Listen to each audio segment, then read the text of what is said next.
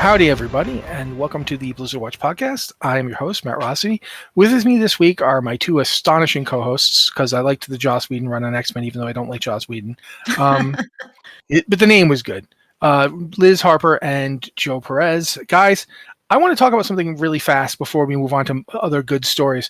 Did anyone else almost forget 10.0.7 was coming out next week because of 10.1 stuff? I do think the timing's weird. I have not forgotten about it because I play a paladin. Obviously. And we're getting a nice revamp, and I'm like counting the days. Give me my candy. Yes. I have been good. Give me my candy. No. But yeah, I was like sitting here as Liz responded to the email, which is, something that happens. We go back and forth on it. Partially because, I did it a little earlier than I usually do, and so Liz hadn't had time to do her usual mention this stuff. But the response it's been a long week. I'm just saying, it's been a long week. It's Tuesday, and she is not kidding. Yeah. It is a long week. But one of the things that she mentioned was like, we have a ton of 10.0.7 stuff, and it's coming out next week. And literally, as we're recording this on Tuesday, the 14th of March. It's coming out on Tuesday, the 21st of March. So It is, from the time you're recording this, it's 7 days. And there's a lot in 10.0.7. There is a lot in this patch. So I figured we could try and talk about at least some of that. Liz was good enough to send mentions of a few things, and I had popped open some of our posts about it. So let's talk right now, I think, about the Zskara Vaults.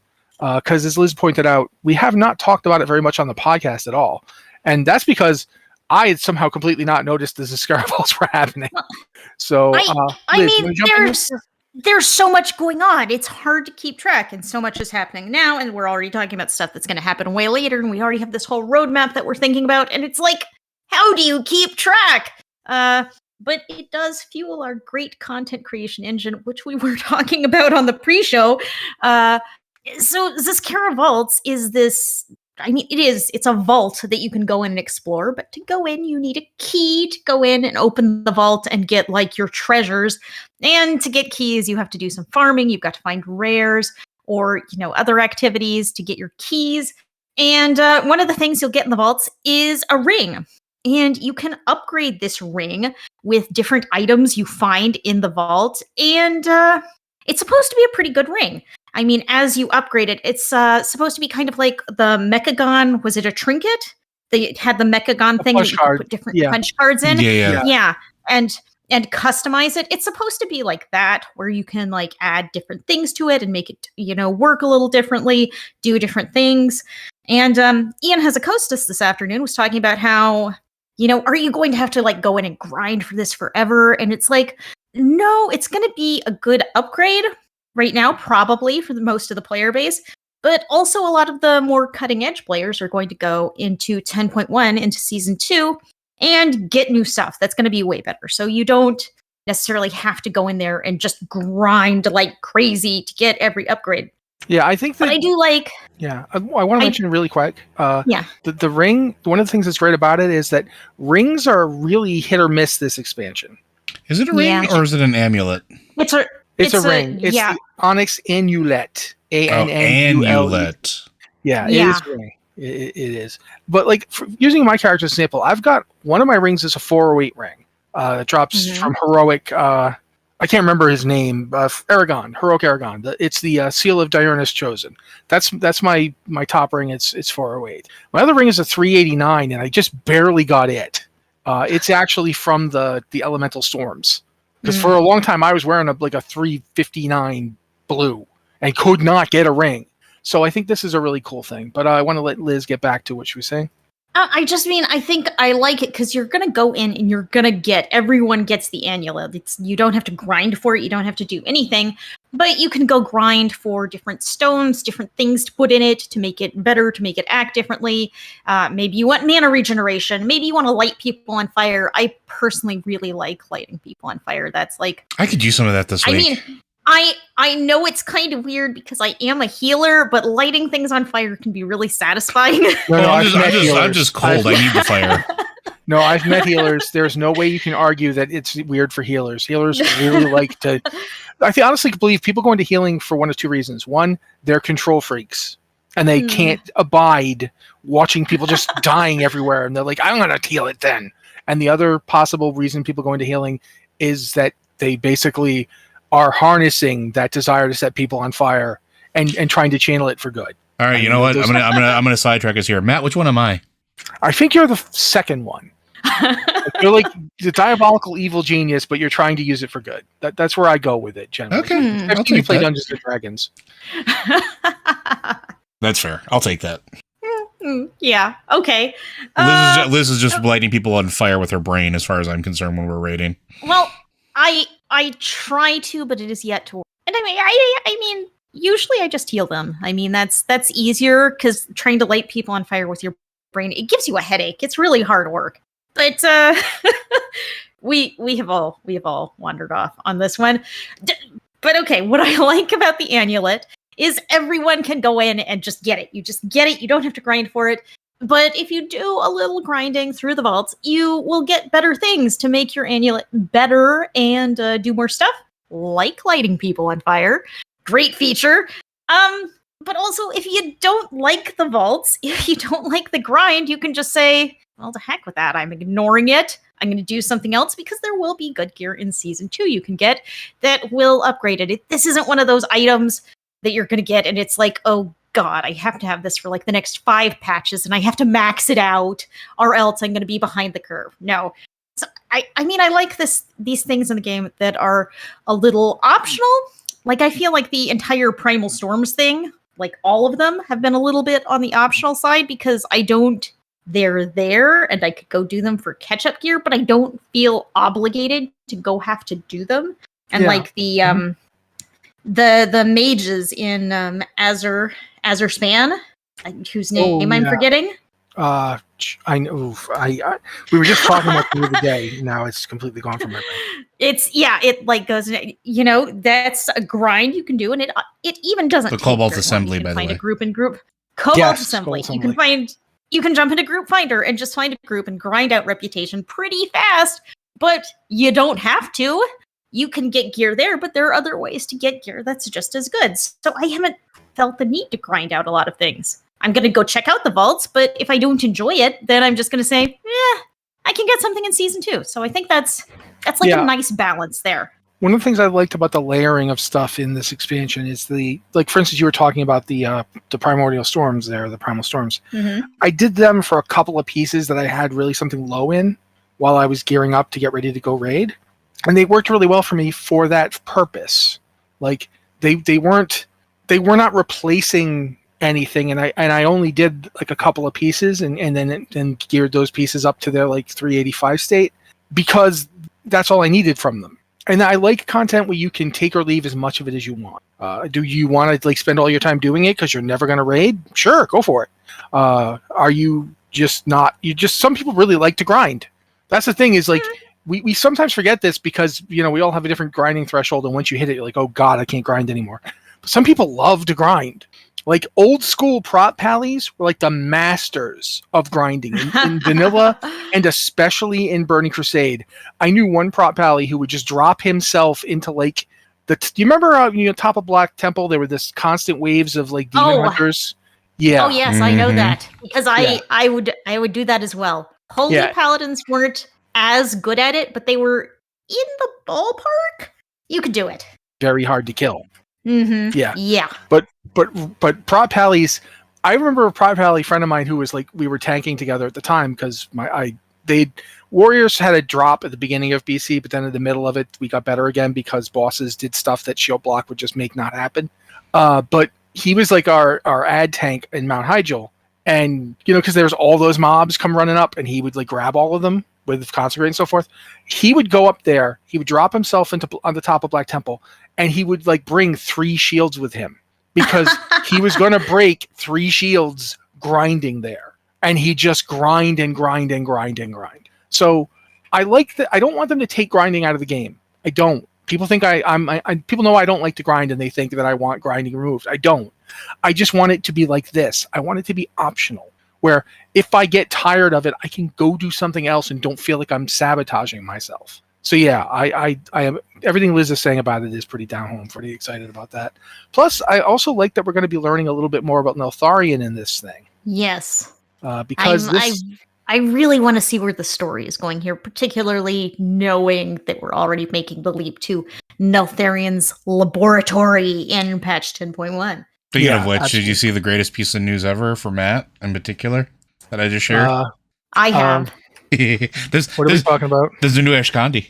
Oh, if you look at the email, there's actually a question about that. I knew that. But yeah, it's actually, since you brought it up, we're going to talk about it. I'm looking at the mythic one. That's interesting that it's mythic in this picture, but it is. One person pointed out that there's like multiple recolors in the files. There's a recolor for every Dragonflight, color-wise, red, green, blue, kind of bronze, and black. And then there's another one that's kind of a purple color, which I think this mythic one is. And that's really interesting. It doesn't look exactly like Ashkandi, but the hilt's pretty close. It is also, it doesn't make the mistake the reclaimed Ashkandi made of being too small, which was Do we know where we get the new Ashkandi? This is showing that it's from Aberrus, the Shadowed Crucible, Echo of Neltharion. Okay. Yep. Ah, that guy. Because it does Shadow Flame on hit, so it makes sense. Mm-hmm. Ah, yes. But yeah, am I excited about it? I'm certainly hoping to get one. I doubt I'll get the mythic one, but I'm sure my raid will eventually get up to heroic, and I'm super excited about collecting as many looks as possible. Unfortunately, I'm in a guild with Transmog Maven Matt Fossen, so there will be a little arguing on that one. Luckily, I'm DPS. Unluckily, I'm terrible, but luckily I'm DPS, so I probably will get one before he does. I hope. But yes, people are already giving me crap about this weapon, so yeah, I am quite aware of it. Yeah, it's something. But yeah, there's a lot of stuff coming in the upcoming 2 patches that's just kind of nuts. Well, I think we should probably do a real quick rundown of what features we're getting in 10.0.7, at least a general thing of it.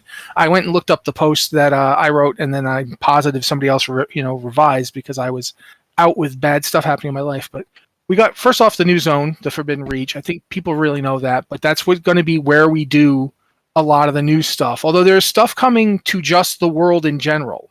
It's not all just going to be on the Forbidden Reach. There's going to be the quest campaign, which is basically about the Dracthyr's origins. That's something that anybody can do. It's not limited just to the Dracthyr. Major rework for Unholy Death Knights and Retribution Paladins, which Liz had already mentioned. There's also other stuff for Paladins in general.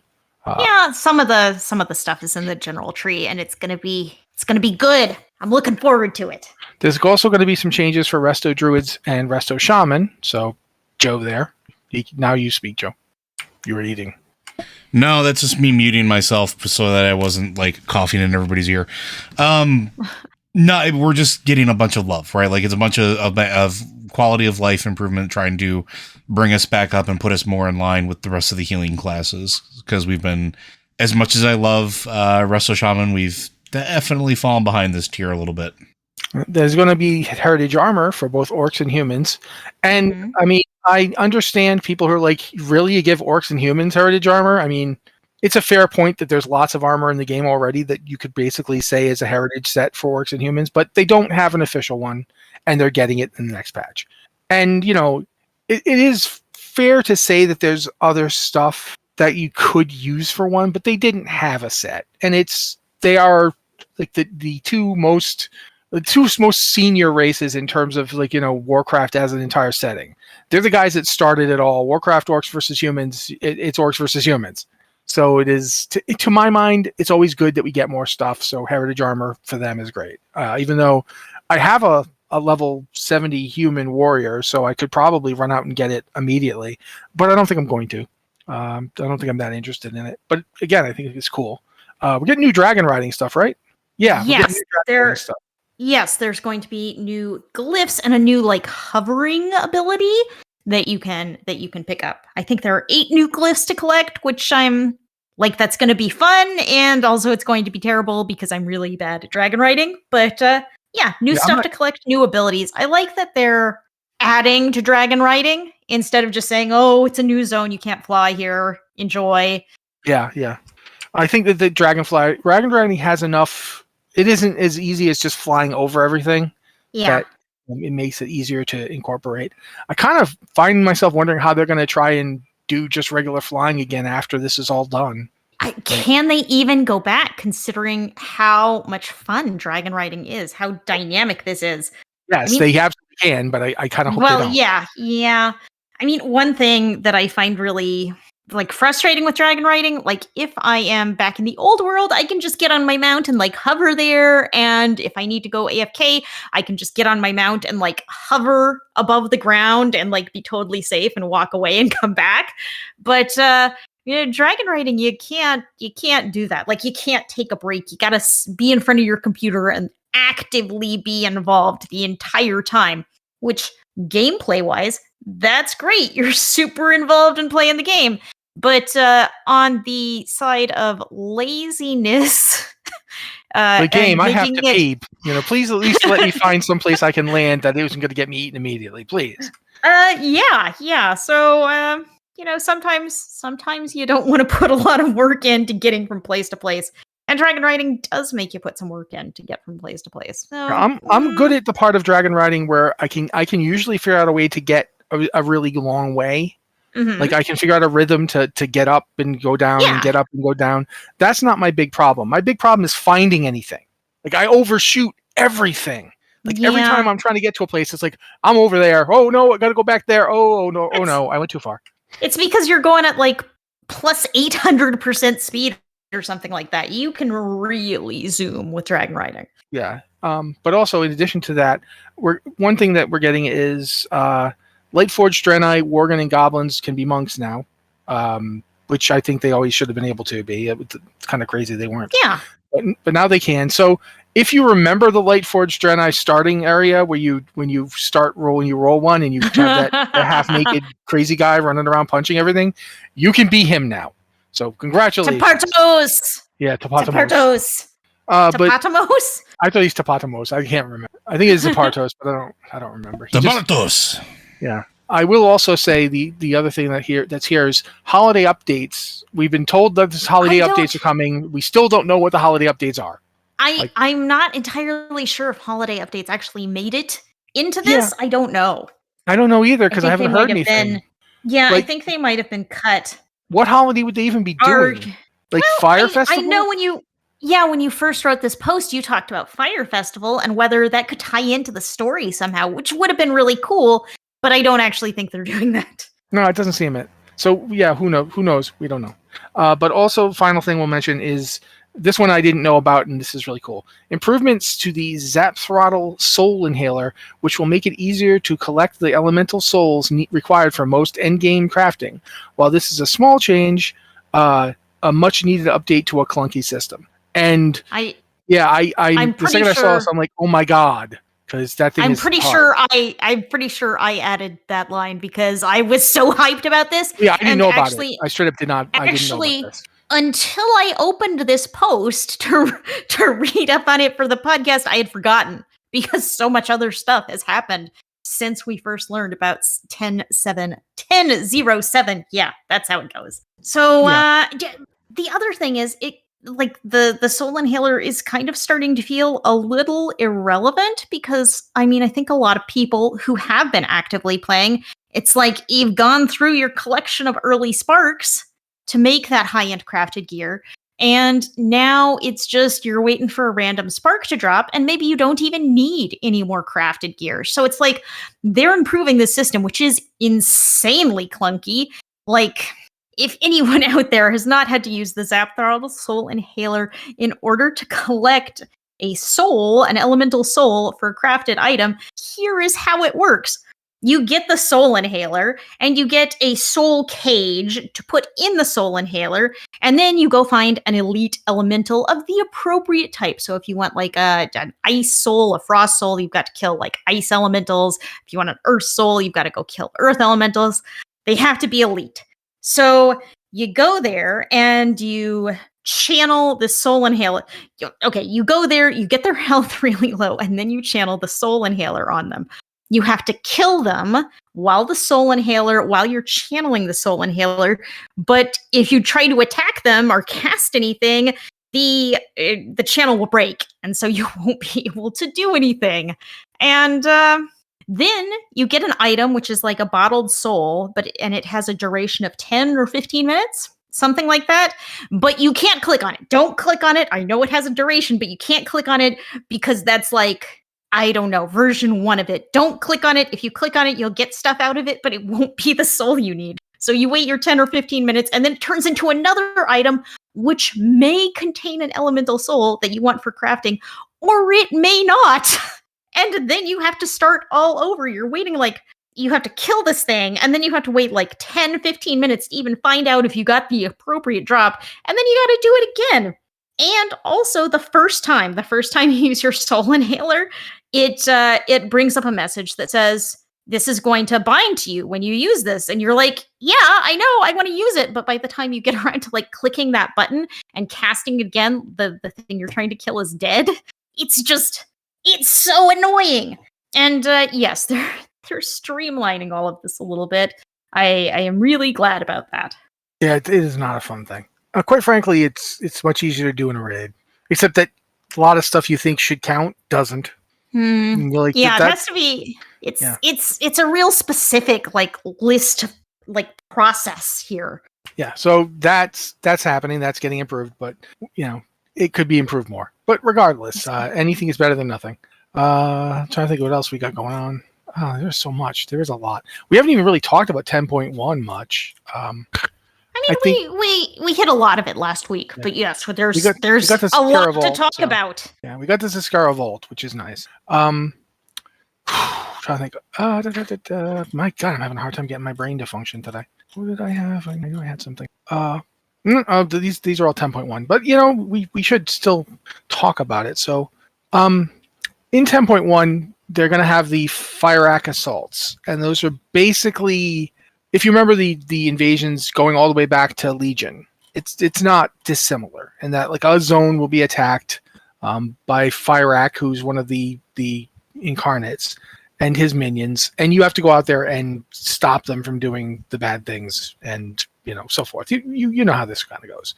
But What's interesting about it is compared to the elemental invasion type stuff, is that it's just going to be one zone for a full 24 hours. Like once the assaults have started in that place, that's where they're going to be for the next 24 hours. They're not going to be all over the map. They're going to be in that zone. Joe? So I was looking at this earlier, and like I feel like this is the monkey paw curling of something I asked for like several years ago. So we were talking way, way, way long ago about what other MMOs did right, and I remember bringing up the public quests from the Warhammer MMO, which was a thing that existed, the Warhammer Fantasy MMO.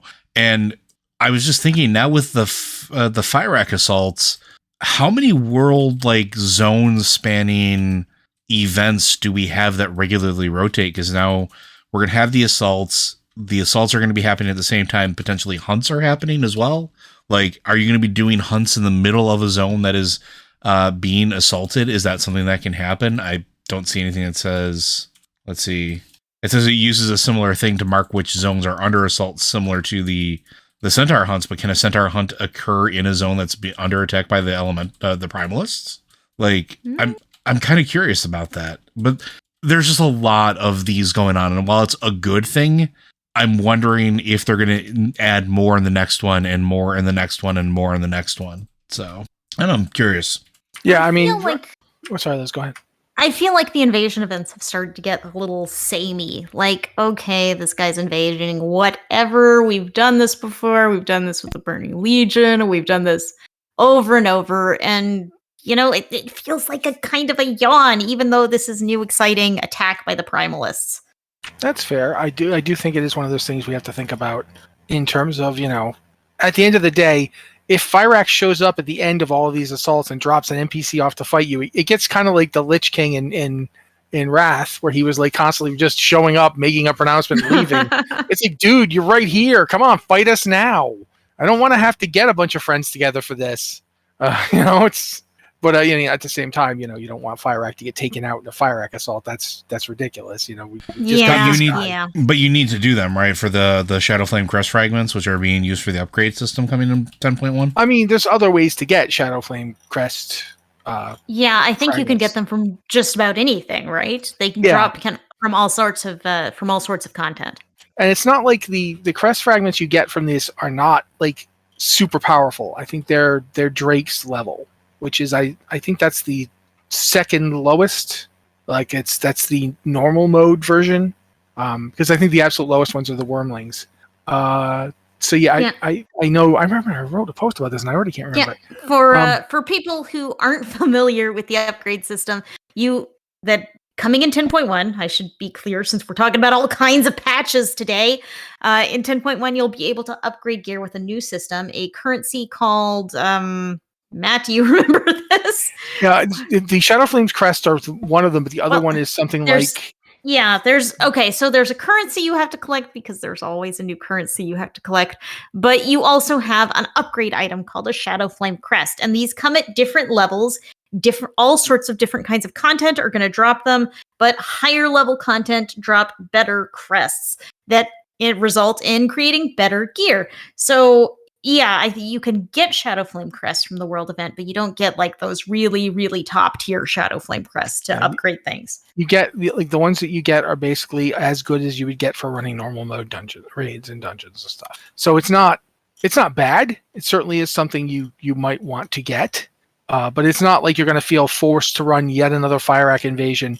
Especially if you're raiding anything above, if running normal mode or above, you are not going to need to do these. These are only going to be for people who want to get a jump on stuff or want to solo things. I made sure to open the article just so I could actually answer that question as to what these things are called.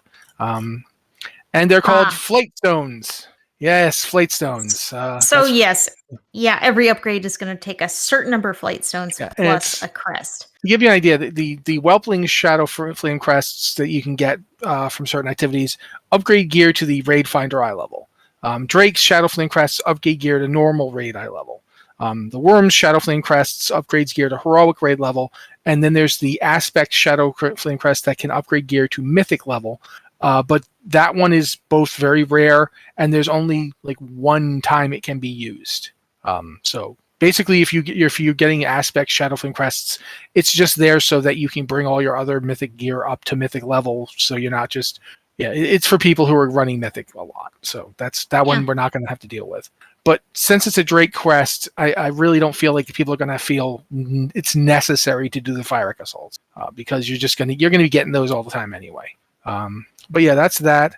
I didn't mention the thing that's coming in. I don't know if in patch 10.1 Worgen are going to get a toggle. Yeah. Called Calm the Wolf, where they can basically just pop. They will go into Worgen form in combat, and then they will just pop out of it again as soon as combat's done. That's something that Worgen players have been asking for a long time, and it's similar to what happens with Dracthyr with their toggle as well. So makes sense. I think they basically just said, "Oh, we've got this functionality. We might as well give it to another race that shifts forms." So yeah, that made sense. I personally don't understand ever going back to human form if I'm playing my Worgen. Mm-hmm. Snuffling. Do they still do the snuffling? Transmog. The transmog and snuffling are the things I mentioned in the post, but I can't remember for sure if they do snuffling anymore because I just haven't noticed it. It was gone for a while, then I think it came back, and I think it's gone again. I think they fixed it, broke it, and then fixed it again. It's been a while. I haven't played my Worgen in a hot minute.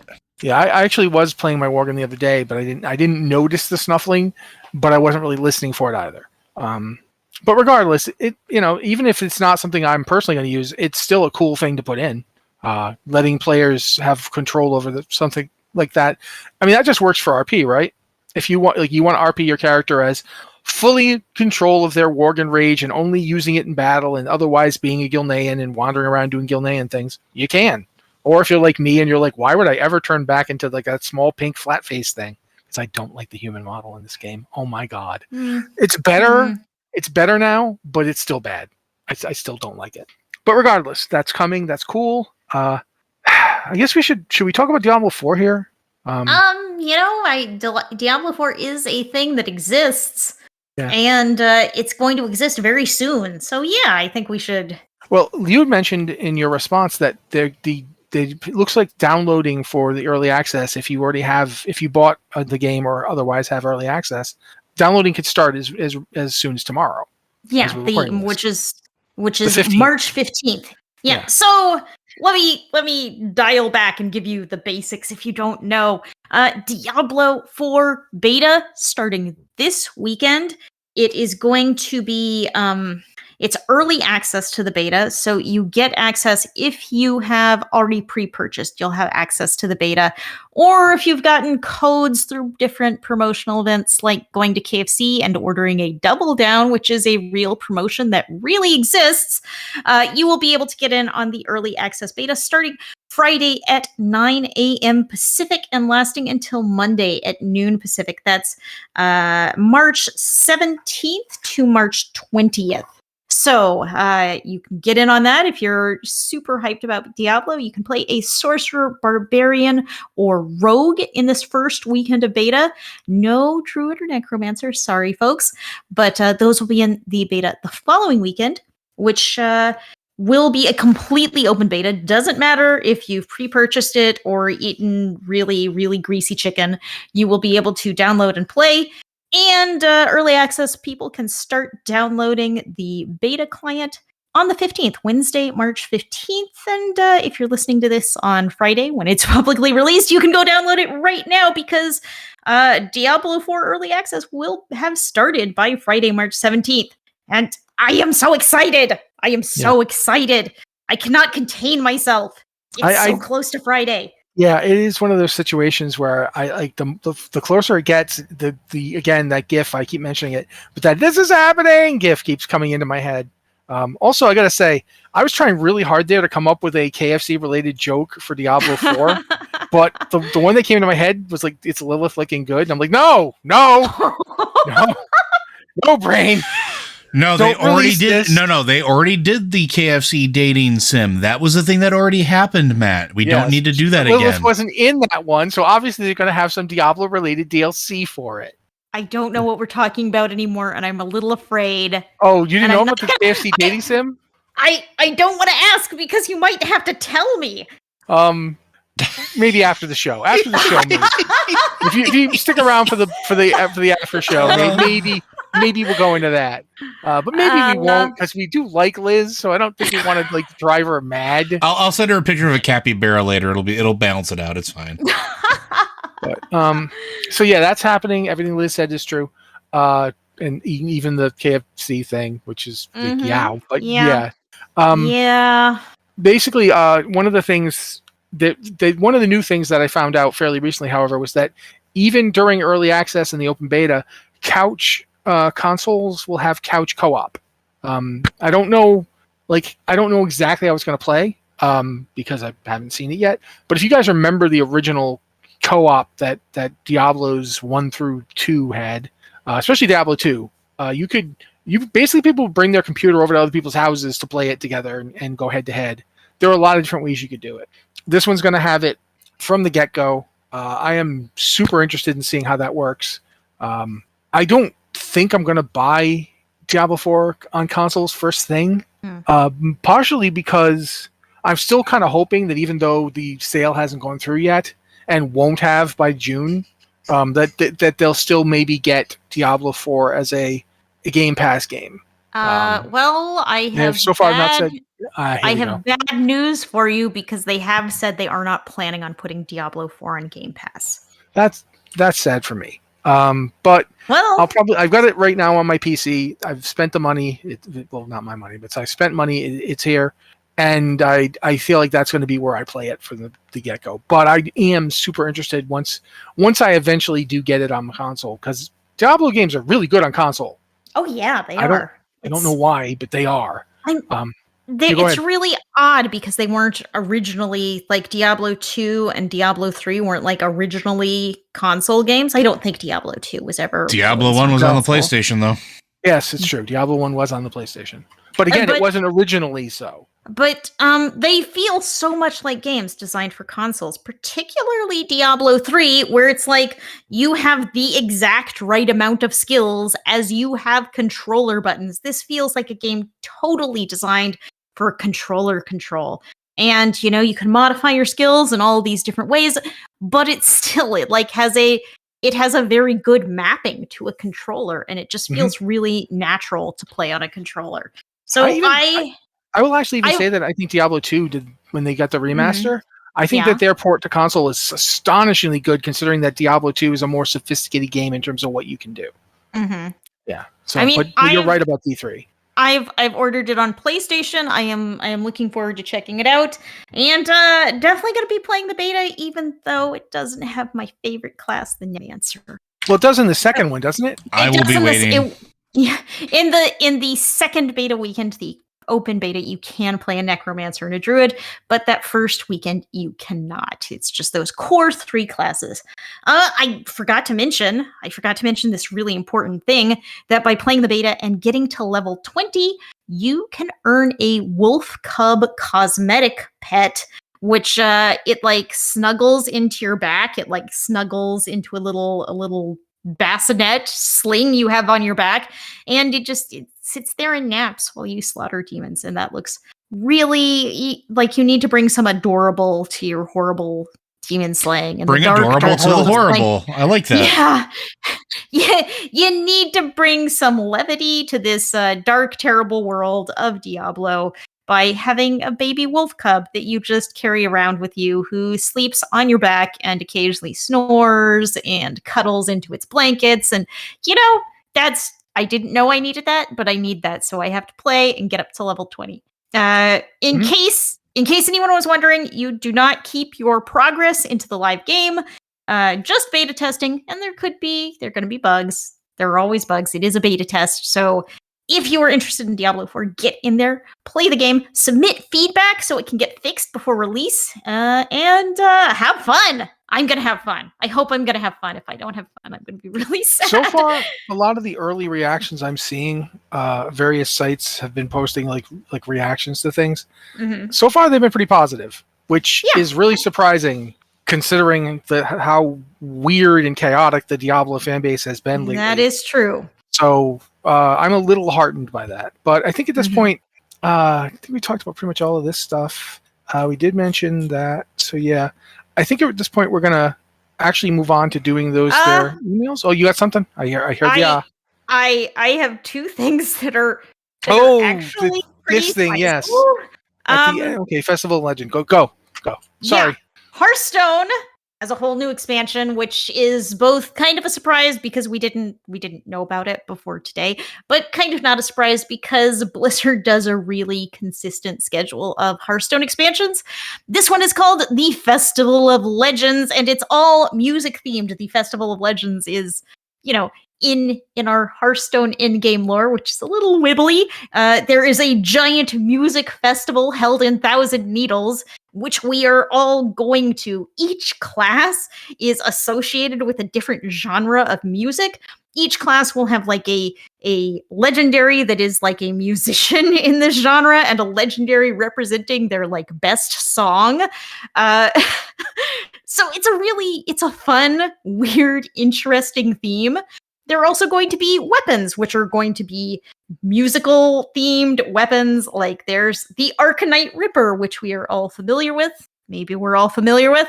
There are also going to be harmonic spells. So you have a spell in your hand, and it can be harmonic and then harmonic. I'm saying that wrong. I know how to word. It can be harmonic or it can be dissonant, and it will. While it's in your hand, it will switch from one to the other every turn. And so, you choose when to play it, which effect it will have. So that's pretty interesting. There are also some, Hearthstone really goes hard on its themes. There are also some minions who will be soloists, who only have specific effects if they're the only card on your side of the board. And they're going to be like, We've seen things like this, but now they have kind of a specific name and theme. The big keyword is called finale.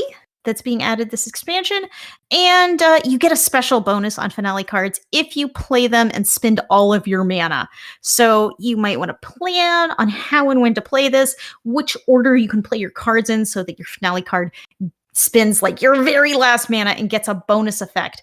But priests are actually getting a little interesting buff here, which is kind of unusual. We've never seen them do something like this in an expansion. Priests are getting a class keyword that only priests will have called Overheal.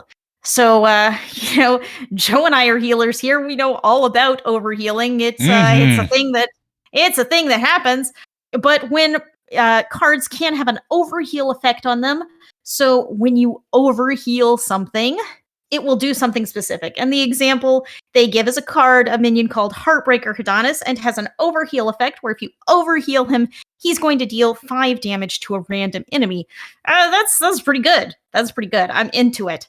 And it plays into kind of the priest's inherent strengths because they're priests. I mean, even if you're a shadow priest, you got a little healing. And I think it's really interesting. Priests have been kind of on the low end of classes in Hearthstone lately, so it's interesting that they're coming out and adding this feature for them.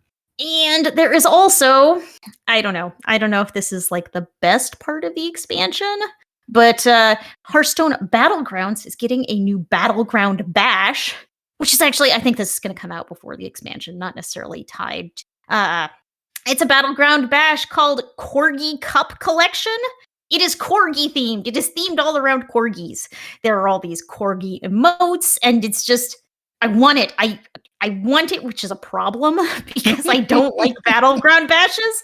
I think Battleground Bashes are stupid. Basically, if you don't know, Battleground Bashes are a collection of cosmetics for Hearthstone Battlegrounds, and you pay $10, and then you have to go and play enough to earn enough bashes that you can bash open and get each collectible item in there. And it seems really annoying to go all through that. And you've also paid money, and then you also have to play a bunch and you unlock enough to like bash open all of the rewards. But also corgis. I want this in my life. No word on when that is going live though. So soon, maybe soon. We'll see. Okay. But now I think we can move on. That's it. One more thing. I do have one more thing that I snuck in at the very end, which actually happened shortly before this podcast. Blizzard announced that they have banned 120,000 bots in World of Warcraft Classic, which I have certainly heard a ton of complaints about botting in Classic lately, but 120,000 bots. So what I'm hearing is the true classic experience. Yeah, it really does sound like the true classic experience. 120k sounds just wildly high. They have also changed the rules for Death Knight character creation, in which they're changing them back to the original rules, in which you have to have a level 55 in order to make a Death Knight. When they rolled out Wrath Classic, they had walked that back so you could create your first Death Knight without having, any characters. They wanted people to be able to jump into Wrath Classic and play a Death Knight immediately if they wanted to. And but a lot of these bots play Death Knights because Death Knights are super powerful, and you can just jump in and make a Death Knight at level 55 and get your botting on. So now they're trying to dial back on the availability of Death Knights to brand new accounts. And they've banned 120,000 of them. My God, that's just so much. That's all I know about that. I thought that was pretty wild. I find myself wondering how many they actually had, because when you ban that many, there's usually more that are still out there. So yeah. Like that's a reasonable chunk of like how many people are playing the WoW Classic? I don't know at all. I mean, like, are there like that's like a if there are 1 million people playing it recurrently, then that's over 10% of the player base just got axed. So yeah, that's fascinating. That is a lot of bots. And so many bots. So I guess we'll see if this is is this enough bots to make an impact on the Classic community and to like are you still going to see bots everywhere? Are you still going to see that crazy economy inflation because bots are everywhere farming gold and selling it? I don't know. We'll have to see. 120,000 though. That's got to make an impact. Maybe. Bots are strong. It's a constant battle, That's right? true. Yeah. I remember back in the day, the thing is that anybody could have predicted the change to the rules for Death Knights was going to make this happen, because I know bots were doing it anyway back in the day, because almost every bot had at least one level 55 or above character they could, use to spring load on. And Death Knights were really good. Even just the things you were talking about, like they're really strong. Are they doing the thing? I don't remember if Wrath Classic's not doing dedicated tanking or DPS specs. Every spec can tank or DPS, right? So they're even stronger. It's like it's the original flavor Death Knight. Yeah. So they're even stronger, because you could just come up with like some crazy frost tank spec and just go nuts. So yeah. I not that I did that, but I absolutely did that. Oh, I do have one more thing after my last one more thing. I thought I'd gone through my one more thing.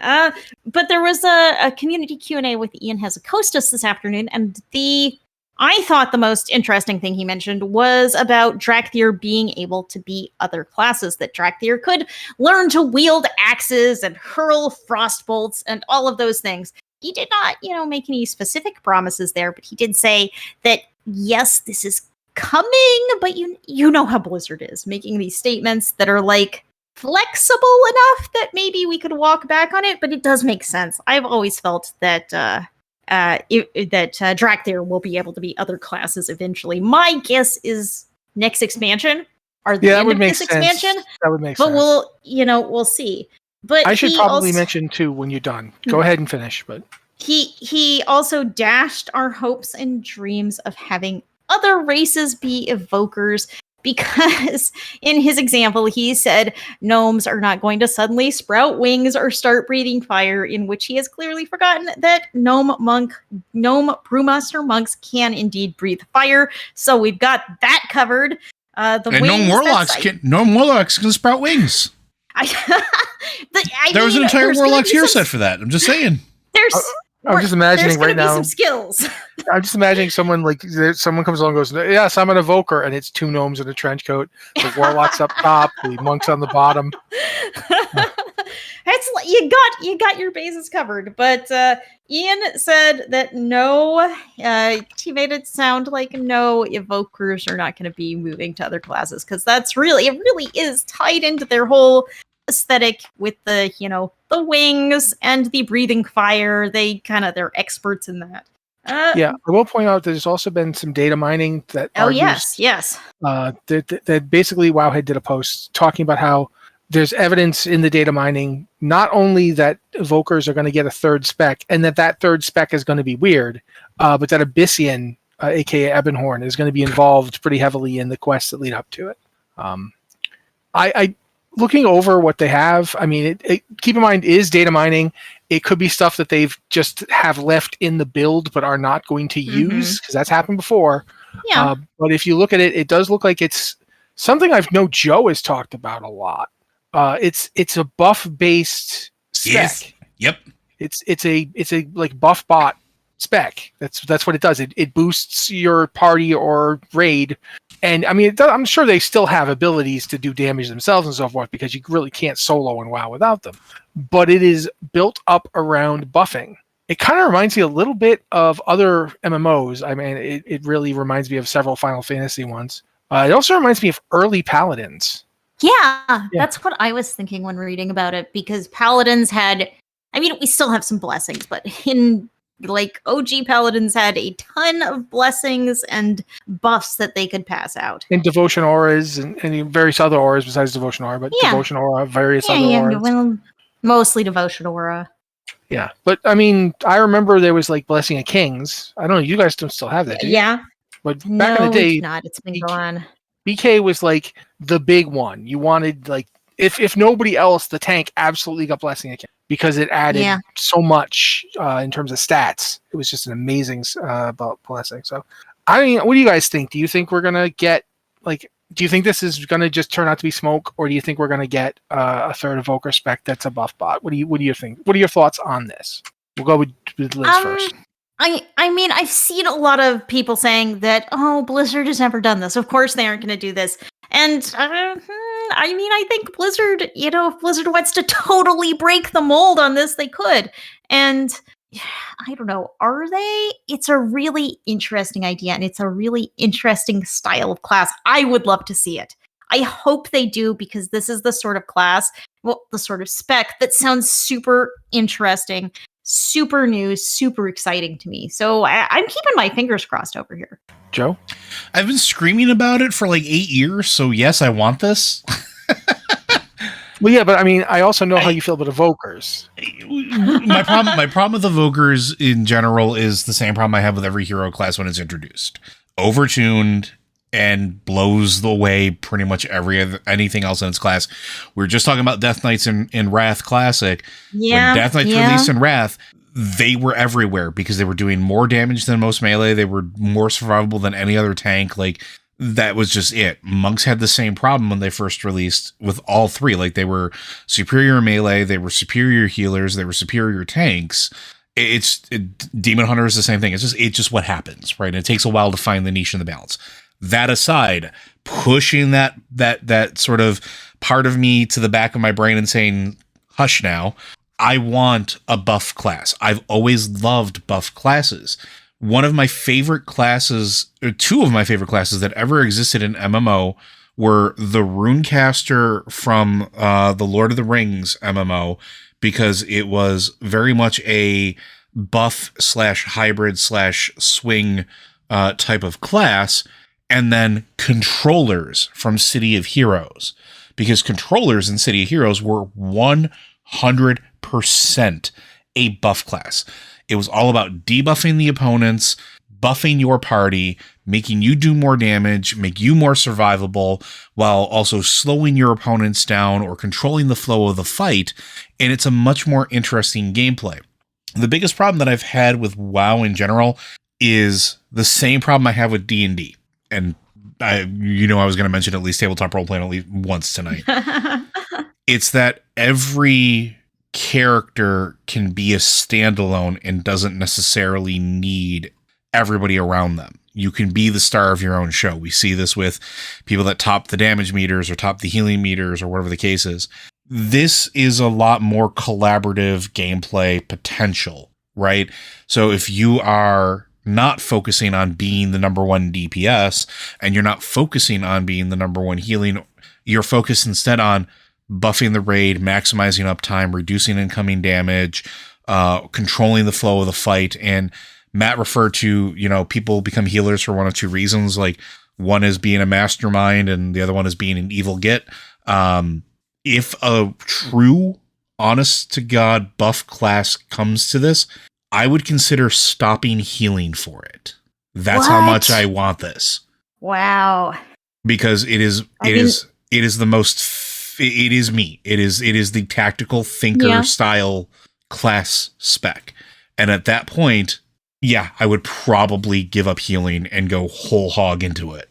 Well, that's an endorsement. Yeah. So I've never played a class like this, except maybe a bard in actual D&D, where they sort of like have a little bit of everything.